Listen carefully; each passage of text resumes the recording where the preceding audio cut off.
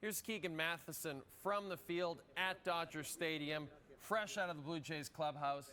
Great to see you, pal. What a performance by Trey Yesavage. Can you just, a record-setting 12 strikeout performance, can you just put into some perspective what you saw in this stadium on Wednesday night? It's one of the greatest pitching performances we've seen in Blue Jays history. Now, you can make the argument for Dave Stieb's no-hitter. You can make the argument for a couple of other big postseason performances. But given the stakes, Jay, of what we just saw, this is an argument for the best we've ever seen. And this is from a rookie, again, who started in single A. I know we talk about that a lot. I can't talk about it enough. What he's done this year has forever changed how I view what is possible for young pitchers in Major League Baseball. This was his masterclass tonight. Absolutely incredible. And then, as we see Yesavage's incredible performance in game number 5 on Wednesday, can you also put into some perspective, Keegan, because you were there, you know, we knew that the Jays were facing Blake Snell, and Blake Snell's no slouch. He's won Cy Youngs, and we knew he was going to be dialed in, and yet the Jays got to him right away. What was the reaction in the stadium when Davis Schneider and Vladdy went back-to-back to start the game? Real quiet. The music was going loud. They always lead into the first AB with TV Off by Kendrick Lamar. And it ended for about 5 seconds, boom, dead quiet in Chavez Ravine. It was amazing to see that happen in real time and to see it happen so quickly because fans are watching, but they're kind of settling in. You're finding where your cup holder is, you're getting your hot dog. Boom, the Blue Jays are up 1-0. Boom, 2-0.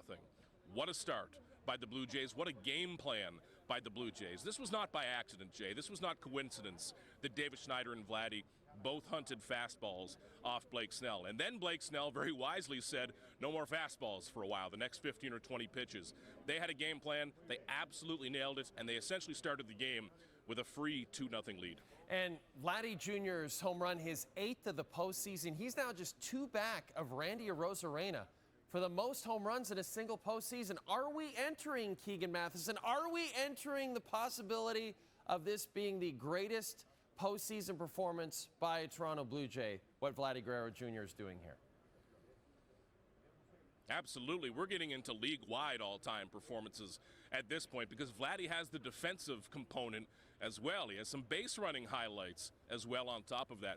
We're one big moment in a clinching game away from this being an all-time MLB postseason for Vladdy. It's what everyone has waited on, Jay. Back to when this kid was 16 years old, and we were watching this big kid with that big bright smile in single A Lansing as a 17-year-old. You always dreamed about this. It rarely happens. Those next big things are always built to break your heart.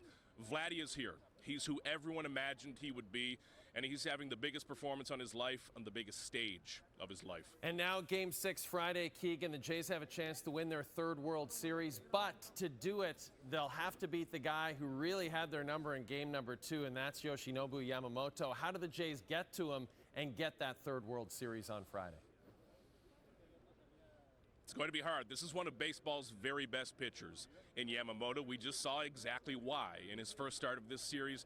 The Blue Jays need to take a similar approach. Find a trend that you can attack early. It's not going to be as easy as hunting a fastball like it was against Snell, but they need to get to Yamamoto early, need to get that bullpen, and on the flight home, they can look up his ERA.